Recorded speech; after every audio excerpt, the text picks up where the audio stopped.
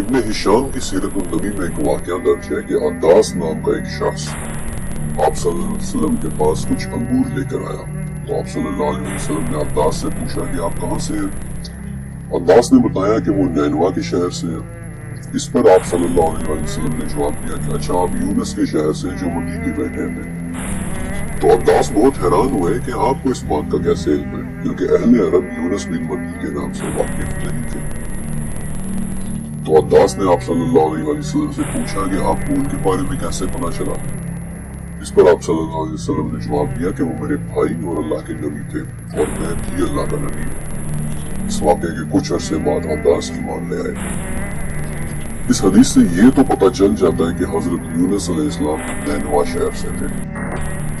دریائے دجلہ کے کنارے آسیرین یا آشوری تہذیب کا سب سے بڑا شہر، جن کی طرف حضرت یونس علیہ السلام نبی بن کر آئے، جنہیں سورہ صافات میں اللہ تعالیٰ نے 1,00,000 سے زیادہ لوگوں کی طرف بھیجا۔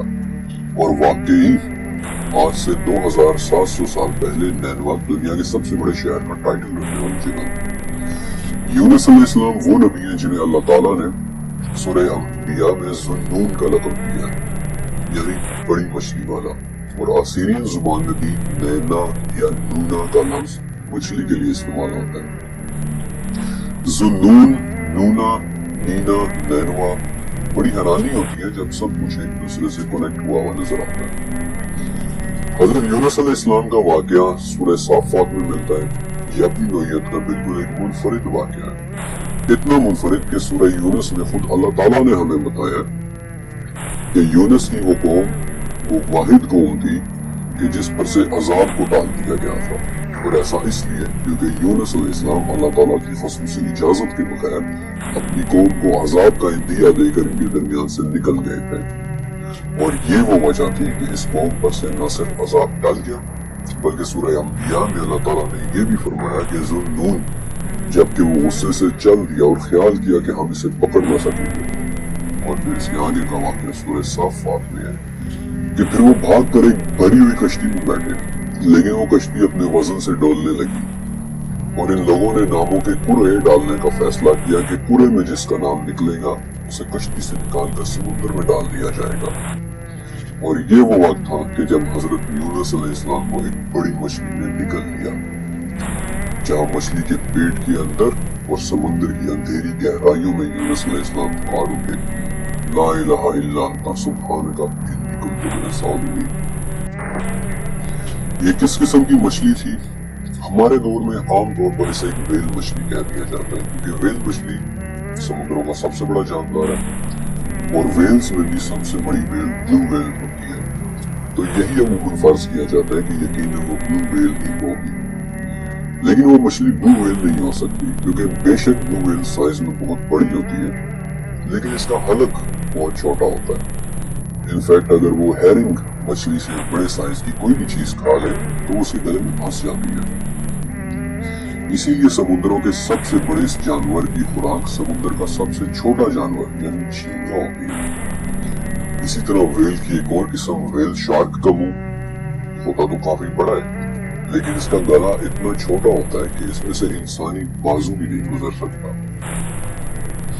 تو پھر کیا وہ مچھلی شارک ہو سکتی ہے؟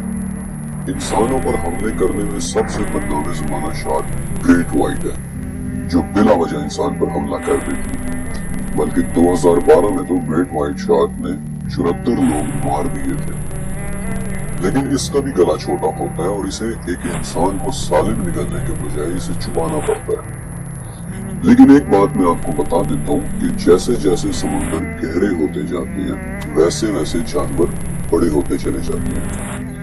اس فینومینا کو ڈیپ سی جائجنٹزم کہتے ہیں، اور ایسا اس لیے ہوتا ہے کیونکہ جیسے جیسے سمندر گہرا ہوتا چلا جاتا ہے سمندر کا پانی بھی ٹھنڈا ہوتا چلا جاتا ہے، اس لیے جانوروں کے جسم بھی بڑے بڑے ہوتے چلے جاتے ہیں تاکہ وہ زیادہ سے زیادہ انرجی کو اپنے اندر کنزرو کر سکیں۔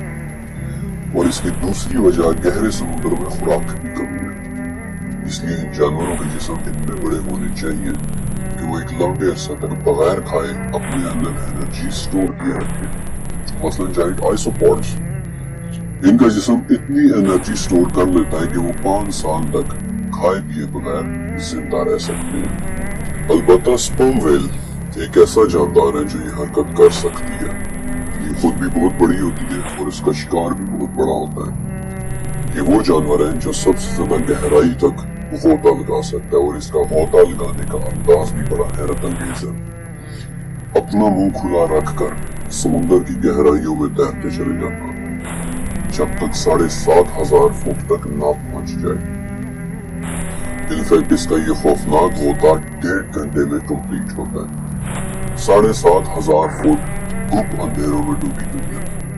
پھر جہاں یہ اپنا شکار کھیلتی ہے، جائنٹ سکویڈز جو خود بھی 43 فٹ تک لمبے ہو سکتے ہیں، اور پھر 7,500 فٹ کے گپ اندھیروں میں سپرم ویل اور جائنٹ سکویڈ کی لڑائی ہوتی ہے۔ اس لڑائی کو آج تک کسی نے نہیں دیکھا۔ ہمیں اس کا پتہ صرف اور صرف سپرم ویل کے چہرے پر پڑی جائنٹ سکویڈ کی مار سے چلتا ہے۔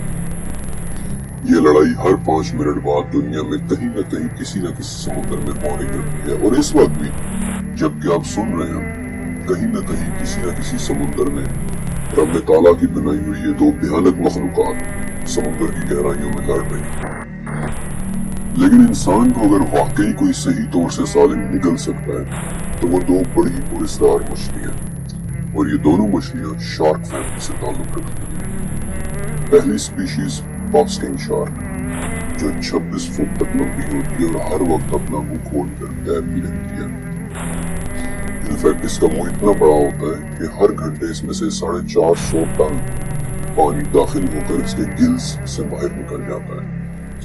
اس وقت سمندر میں موجود کوئی بھی چیز جو اس کے منہ کے سامنے آ جائے وہ اس کے پیٹ میں چلی جاتی ہے، چاہے وہ انسان ہی کیوں نہ ہو۔ اور دوسری سپیشیز ہے میگا ماؤتھ شارک جو انتہائی پراسرار سپیشیز ہے اور صرف 1976 میں دریافت ہوئی۔ یہ شارک کی اتنی نایاب سپیشیز ہے کہ ہمیں اس کے متعلق بہت کم پتہ ہے، لیکن ہم یہ ضرور جانتے ہیں کہ میگا ماؤتھ شارک ایک بہت بڑے منہ والی شارک ہے جسے وہ تیرنے کے دوران ہر وقت کھلا رکھتی ہے، اور اس کے منہ کے سامنے آیا انسان سوائے اس کے پیٹ کے اندر کے اور کہیں نہیں جا سکتا۔